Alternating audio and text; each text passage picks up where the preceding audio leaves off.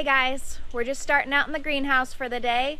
Mom is going to be working on the big bok choy harvest for the CSA. So we're doing 900 heads, or 908 heads this week for the yellowbird for the CSA. Doing the white bok choy. As you see, I take off the roots because they do last longer in the fridge if you take the roots off the bok choy.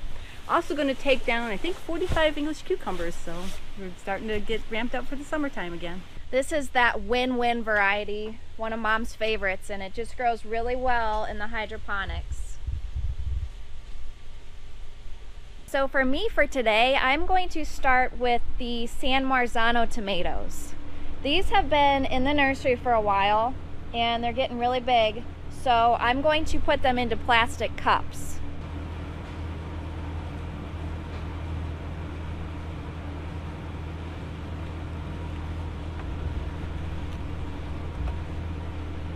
Mom had this lettuce going in the same tray as the tomatoes. I'm gonna go throw these in the channels quick because they're ready to go too.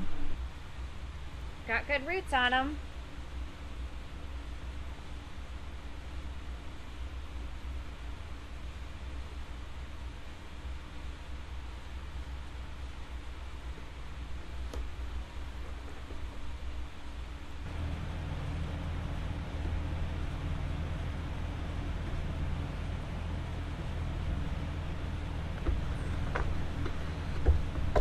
Alright, just a little section of lettuce for us to enjoy, but the varieties are Muir, Green Forest, and Rex.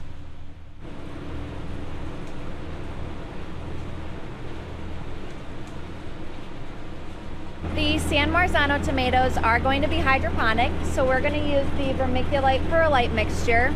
We're going to go a little bit heavier on the vermiculite because with the cups being smaller, we don't want the growing medium to get dried out, so that will help retain the moisture in there.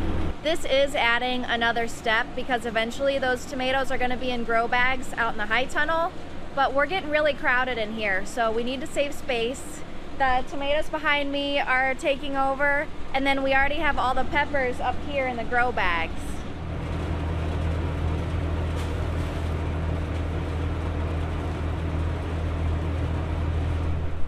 Needed more vermiculite.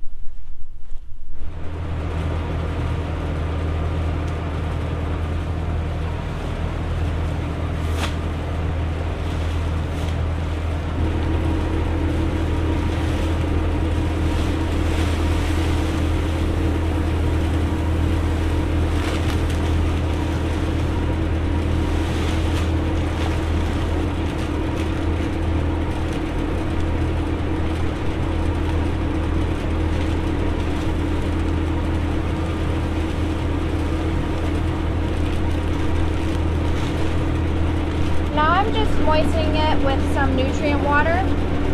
That way it's not dusty, and then the tomatoes will need that too for when I plant them in there.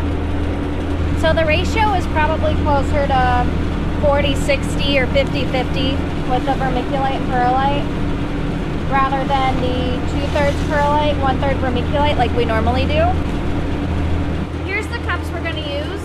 We already used these once, so we just cleaned them out and put them up in the attic, and they're still good.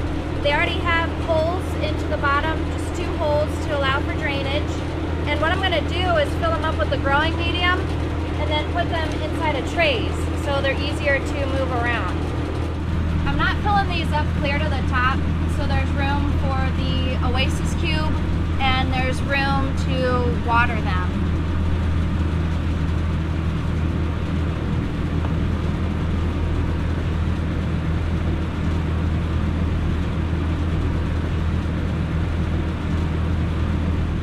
Okay, now I need to be really careful with these because they're a little on the big side, and I just want to keep as many of the roots intact as possible.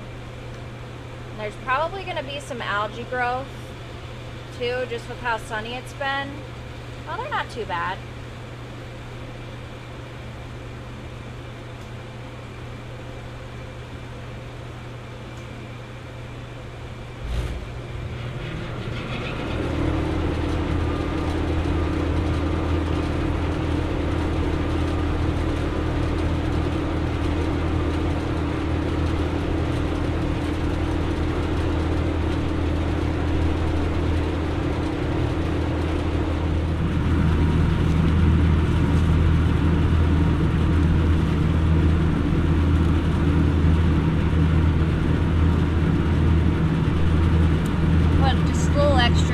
few on top.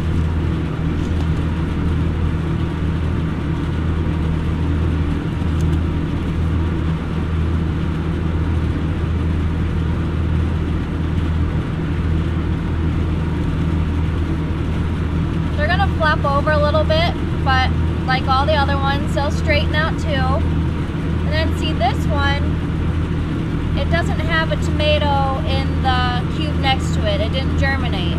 But you can see that some of the roots went through this empty cube, so I'm gonna leave it all together. Put the whole thing in there.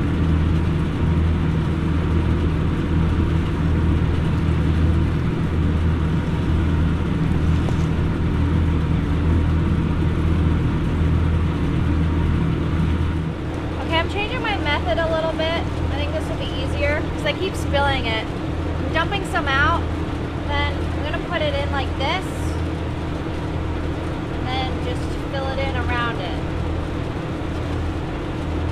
Yeah, that's definitely easier.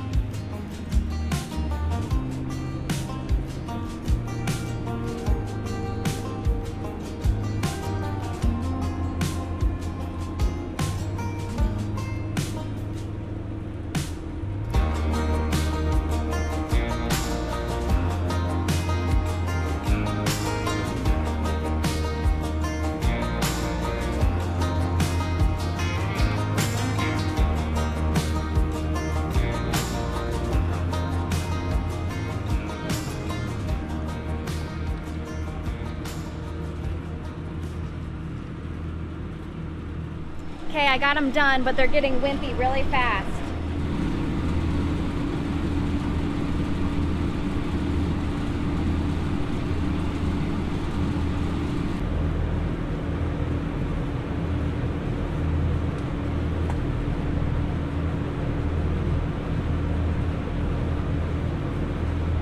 We're really gonna have to keep a close eye on them for the next couple days. Just keep them watered, keep them in the shade. And I know they look floppy now, but they'll be fine.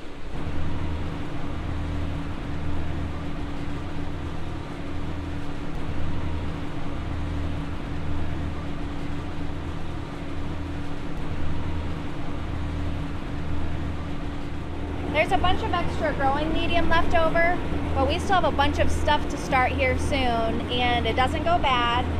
So I actually am gonna need to put those hot peppers into something soon.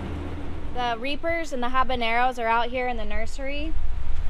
And see, this is what we're talking about with the algae. That's why you wanna keep it covered up, because the sun's been getting this and this algae grows on top of here. But here's the peppers right there. These are the habaneros, those are the reapers. What you doing in here? It kind of got hot out in the greenhouse and I was melting, so I bulked everything out and brought it in here, cut off the roots and banged it up. Oh. So it's a little bit easier to work in here with a nice table. And what do you think of these? Instead of the regular bags I use, these are vented ones. Those are nice. Yeah, I think it'll keep the bok choy a little bit longer.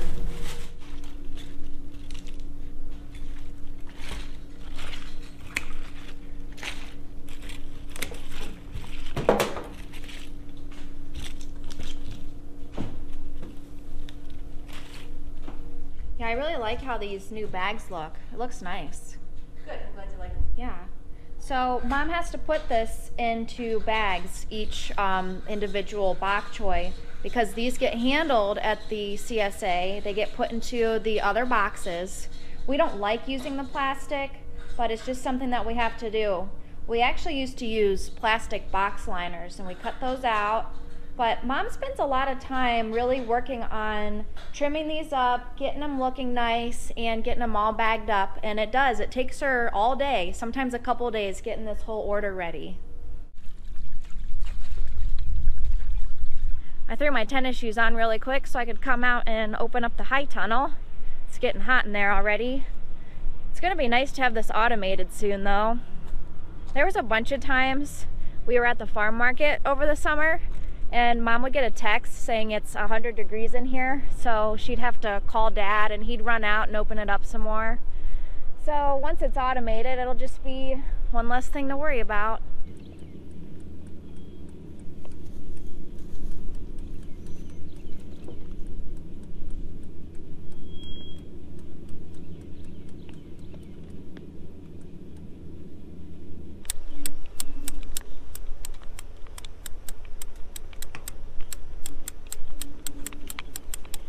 This end likes to get stuck on the deer fence.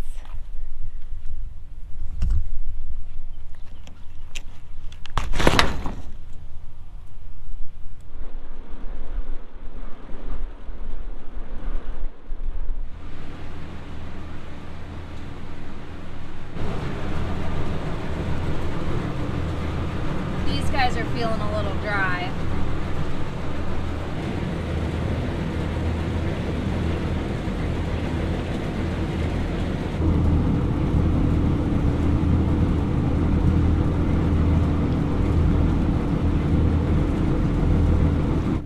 Our big order from Johnny Seed in, so I need to get this opened up and organized and get everything into our seed fridge here.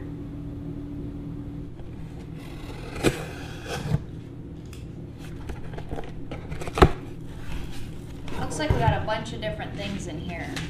So what we do is we organize everything by the size and then also alphabetically.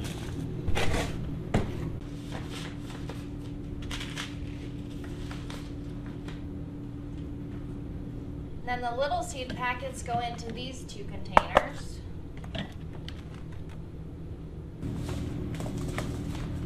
More dandelion greens. Some of the big orders of lettuce seed, well, here's fennel. They come in these big jars and then they're pelleted.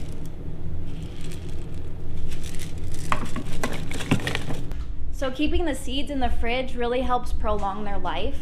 And I've had some in my fridge for my garden that are 3 years old and I still get them to germinate. So it's really worth keeping them nice and cool. Just got supplies to do some more microgreens. So we all just finished up our microgreens the other day and we want more. So I'm gonna do a tray, half micro broccoli, half pea shoots. And this is the growing medium. It's called BioStraight. It's all natural and it can go in the compost pile, so it's a really good material.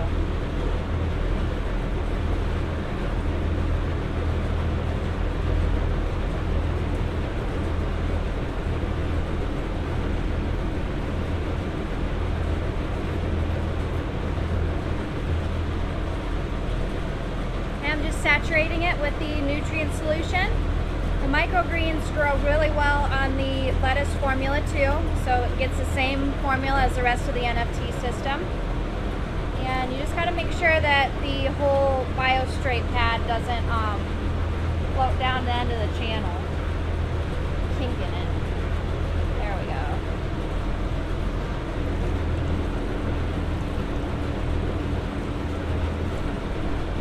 Right, I'll get it pulled back up here.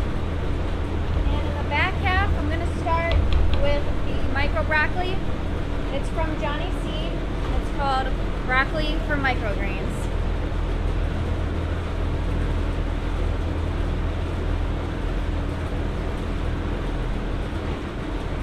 Just use this little bottom part of a seeder here and just kind of eyeball it, spread it by hand.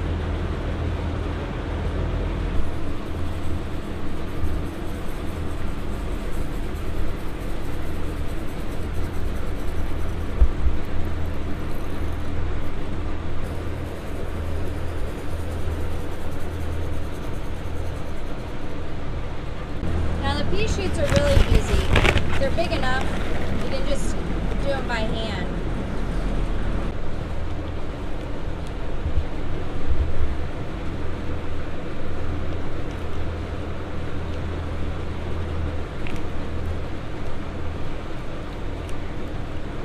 The last thing I need to do is put the emitter on here.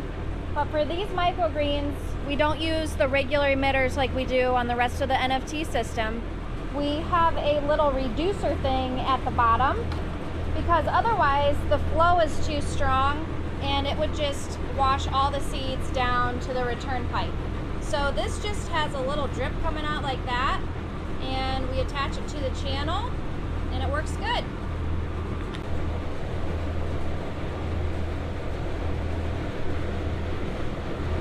And they also need to have lids on while they're germinating.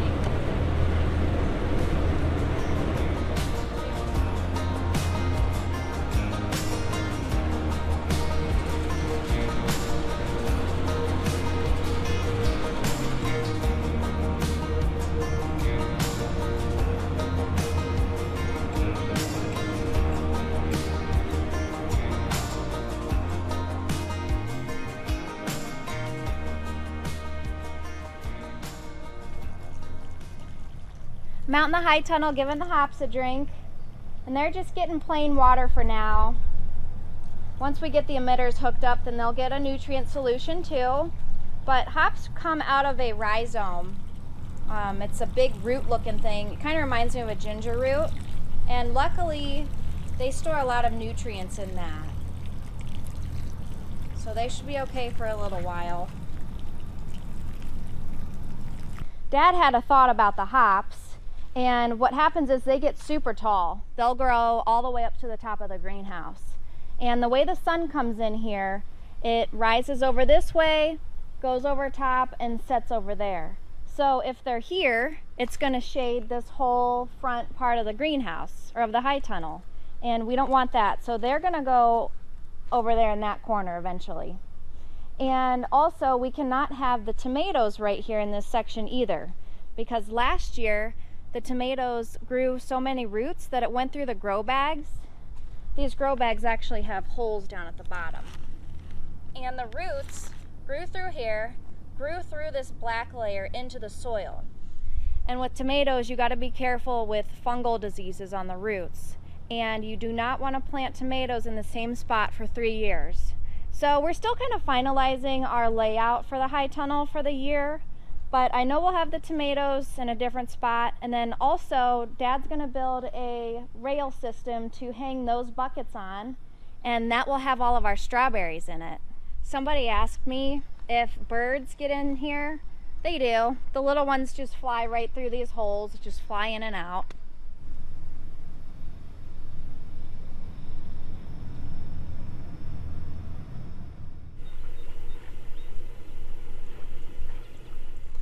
All right, we just got back home and picked up Blaine from school, so now we're gonna head down to the woods and pull some maple taps.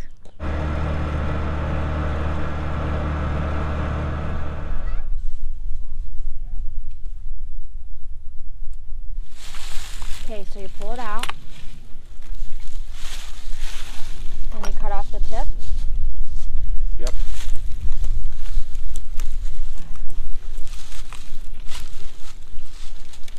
You can do that.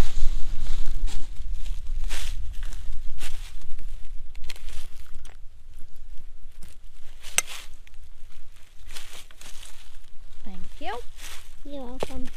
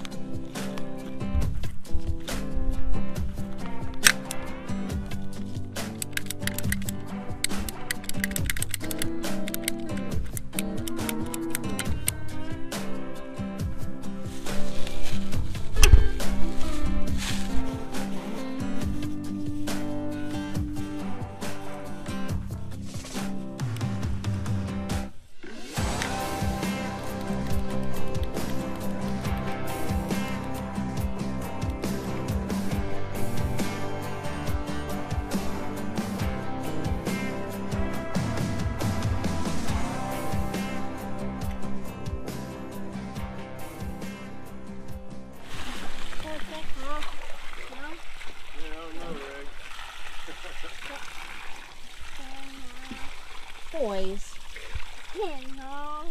So they know they're done with maple syrup season when the sap starts getting cloudy, because then the syrup will taste bitter, and also when the trees start getting buds on them. You want to dump it next? Hey!